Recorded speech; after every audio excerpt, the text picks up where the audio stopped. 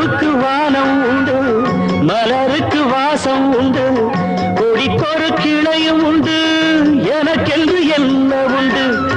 ஏன் படைத்தானோ இறைவனும் என்னை? மனதில் எனக்கு நிம்மதி இல்லை.